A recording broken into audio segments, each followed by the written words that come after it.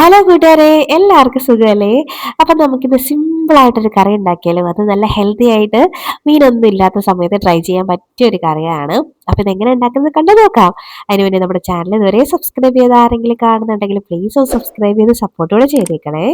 അപ്പം ഉണ്ടാക്കിയെടുക്കാൻ വേണ്ടിയിട്ട് ആദ്യം കുറച്ച് ഒരു 1/4 കപ്പോളം തുവരപ്പരിപ്പ് എടുത്ത് ക്ലീൻ ആക്കി ഒരു കുക്കറിലോട്ട് ഞാൻ ഇട്ട് കൊടുത്തിട്ടുണ്ടേ. അപ്പം നമുക്കിനി ഇതിലേക്ക് കുറച്ച് ഐറ്റംസ് ഒക്കെ ചേർത്ത് കൊടുക്കാനുണ്ട്. വളരെ പെട്ടെന്ന് ഉണ്ടാക്കിയെടുക്കാം കേട്ടോ ഈ ഒരു കറി. അപ്പൊ അതിന് വേണ്ടിയിട്ട് ആദ്യം കുറച്ച് കറിവേപ്പിലയാണ് കേട്ടോ ഞാൻ ചേർത്ത് കൊടുക്കുന്നത്. ഞാനിവിടെ ഒരു തണ്ട് കറിവേപ്പില എടുത്തിട്ടുണ്ട്. ഇനി ഇതിലേക്ക് നമുക്ക് സവാളയാണ് കേട്ടോ, അതായത് ഒരു സവാളേന്റെ പകുതി മാത്രം അത്യാവശ്യം വലുതായിട്ട് അരിഞ്ഞ് തന്നെ ചേർത്ത് കൊടുക്കാം കേട്ടോ, ചെറുതാക്കി അരിയേണ്ട ഒരു കാര്യമില്ല. ഇനി നമുക്ക് ഇതിലേക്ക് ഒരു 4 വെളുത്തുള്ളി അല്ലിയാണ് കേട്ടോ ഞാൻ ഇട്ട് കൊടുക്കുന്നത്. ഇനി നമുക്ക് പച്ചമുളക് ചേർക്കാം. ഞാൻ ചേർത്തത് കാണിച്ചിട്ടില്ല, ഒരു പച്ചമുളക് ഞാൻ ചേർത്തിട്ടുണ്ട്. എരിവിന് ആവശ്യത്തിനുള്ളത് ചേർക്കാം കേട്ടോ. ഇനി ഒരു തക്കാളിയും ഇതുപോലെ അരിഞ്ഞ് ഒന്ന് ഇട്ട് കൊടുക്കുന്നുണ്ട്. എല്ലാം വലുതായിട്ട് അരിഞ്ഞെടുത്താൽ മതി, ഇതൊന്ന് വെന്ത് ഉടച്ചെടുക്കാനുള്ളതാണ്. അപ്പൊ വലുതായിട്ട് അരിഞ്ഞെടുത്താലും കുഴപ്പമൊന്നുമില്ല. ഇനി നമ്മൾ ഇതിലേക്ക് ചേർക്കുന്ന സ്പെഷ്യൽ ഇൻഗ്രീഡിയന്റ് ആണ് നമ്മുടെ ചീരയാണ് കേട്ടോ. അപ്പൊ ഈ ചീര കുറച്ചെടുത്ത് ചെറുതായിട്ട് അരിഞ്ഞതാണ് ഇതിലേക്ക് ചേർത്ത് കൊടുക്കുന്നത്.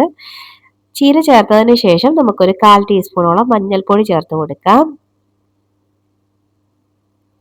ആവശ്യത്തിനുള്ള ഉപ്പും കൂടെ ഈ ഒരു സമയം തന്നെ അങ്ങോട്ട് ഇട്ട് കൊടുക്കാം. ഇനി നമുക്ക് ഇത് വേവാനും പാകത്തിന് കുറച്ച് വെള്ളം കൂടെ ചേർത്ത് കൊടുക്കുന്നുണ്ട്. അപ്പം ഈ ചീര ഒന്ന് മുങ്ങി നിൽക്കുന്ന പാകത്തിന് കുറച്ച് വെള്ളം ചേർത്ത് കൊടുത്താൽ മതി.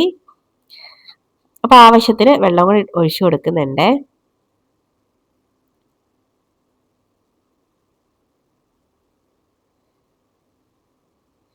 ഇനി നമുക്കിത് എല്ലാം കൂടെ നന്നായിട്ട് ഒന്ന് മിക്സ് ആക്കി കൊടുക്കാം. അപ്പൊ ചീര വെച്ചിട്ട് ഇതുപോലൊരു കറി ഉണ്ടാക്കിയില്ലെങ്കിൽ ഉറപ്പായിട്ട് ട്രൈ ചെയ്ത് നോക്കണം കേട്ടോ. നല്ല ടേസ്റ്റി ആയിട്ടുള്ള ഒരു കറിയാണ്, പിന്നെ നല്ല ഹെൽത്തിയും ആണ്. അപ്പൊ അതാണ് ഇതുപോലെ ഒന്ന് മിക്സ് ആക്കി കൊടുക്കാം.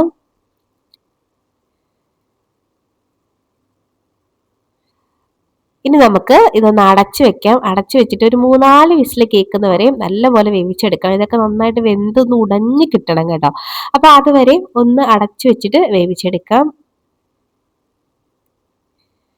ഞാൻ ഇതുവരെ ഫ്ലെയിം ഓൺ ആക്കിയിട്ടില്ലായിരുന്നു കേട്ടോ, ഇനിയാണ് ഓൺ ആക്കുന്നത്. അപ്പൊ അവിടെ നിന്ന് വെന്ത് വരട്ടെ. അപ്പൊ അതാണ്ട് ഒരു 4 വിസിലൊക്കെ കേട്ടിട്ടുണ്ടായിരുന്നു. ഞാൻ ഫ്ലെയിം ഒക്കെ ഓഫ് ആക്കി എന്റെ സ്റ്റീം ഒക്കെ പോയതിനു ശേഷം ഓപ്പൺ ചെയ്യാണ്. കണ്ട സംഭവം ഇവിടെ എല്ലാം നന്നായിട്ട് വെന്ത് കിട്ടിയിട്ടുണ്ട്. ഇതുപോലെ വെന്ത് കിട്ടിയിട്ടുണ്ട് കേട്ടോ. അപ്പൊ ഇനി നമുക്ക് ജസ്റ്റ് ഞാനൊന്ന് മിക്സ് ആക്കി എടുക്കുന്നുണ്ട്. ഇനി നമുക്കിതൊന്ന് ഉടച്ചെടുക്കണം. നന്നായിട്ടൊന്ന് ഉടച്ചെടുക്കാനുണ്ട് കേട്ടോ. അപ്പൊ ഞാനൊരു പൊട്ടറ്റോ മാഷർ വെച്ചിട്ട് നല്ലപോലെ ഒന്ന് ഉടച്ചെടുക്കുന്നുണ്ട്. അല്ലെങ്കിൽ ഒരു ഗ്ലാസിന്റെ അടിഭാഗം വെച്ചിട്ടോ ഒക്കെ നമുക്കൊന്ന് ഉടച്ചെടുക്കാവുന്നതേ ഉള്ളൂ.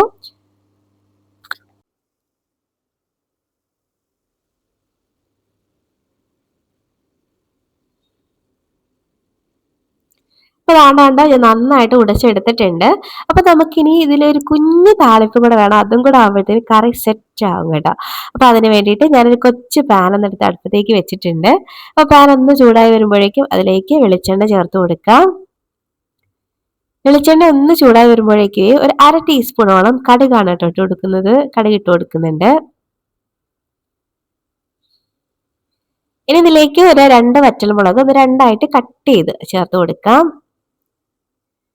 ഇനി കറിവേപ്പില ചേർത്ത് കൊടുക്കാവേ. ആരും പേടിക്കണ്ട, ഭൂകമ്പമൊന്നുമല്ല. കുറച്ച് തീ കൂടി ഇരിക്കുവായിരുന്നു കേട്ടോ, അതാണ് തീ അങ്ങനെ കയറി വന്നത്.